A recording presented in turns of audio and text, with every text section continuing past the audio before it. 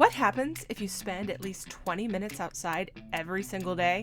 In 2017, I set out to find out. Welcome to the Humans Outside Weekly Diary, where I tell you my own lessons from a life spent outside.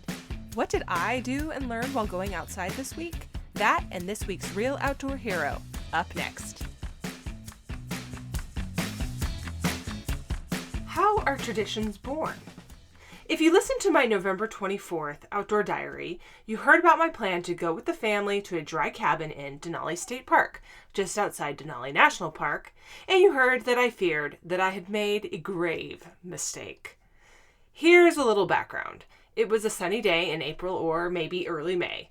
Now, you might remember when we went and got a dry cabin on Beyer Lake in Denali State Park and how much fun we had.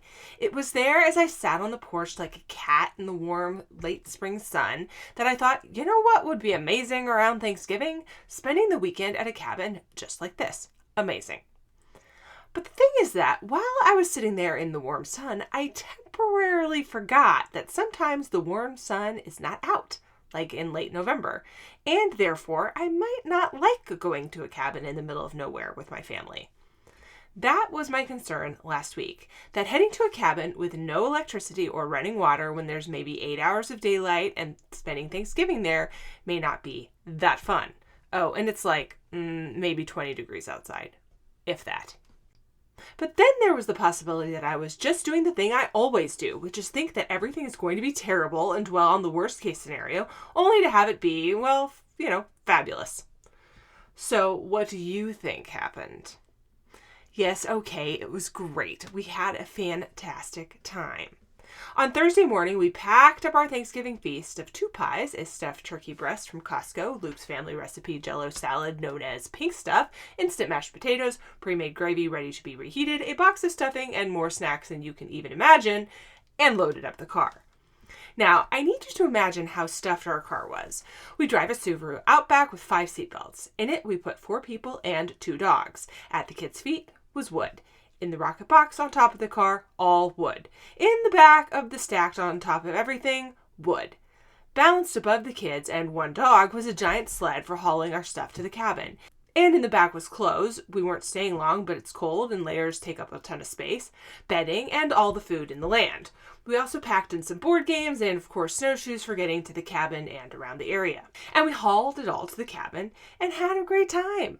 We feasted on the food, snowshoed all around, played a ton of games with each other, looked at the mountains. I read an entire book. The boys played in the snow, and it was completely and perfectly fantastic. I recommend that anyone visit the Kasugi-Ken campground area in Denali State Park for a great getaway in Alaska. It was a completely great Thanksgiving. In the past in Alaska, our Thanksgivings have also been wonderful, with friends who are like family tucked in our homes and followed by an outdoor adventure and some holiday shopping. But despite my totally unfounded fears, we had a great time when we tried something new for the holiday, and it seems like something we should do again. And isn't that how traditions are born? By doing something new on purpose, or sometimes by accident, that you can then repeat later, and while being okay with it not being exactly the same. As for this week's Outdoor Hero, we're going to keep the focus on the Humans Outside 2020 Holiday Gift Guide, which there's still time to check out. Link in show notes. Thanks to everyone who entered our giveaways, and congrats to the winners, all of whom were notified by email. And of course, that's not our only cabin trip planned for this season. We'll be heading to a different cabin for a weekend just before Christmas, and then another one for 2 nights in February. I've also planned an own little retreat in a less rustic, but still scenic spot next weekend.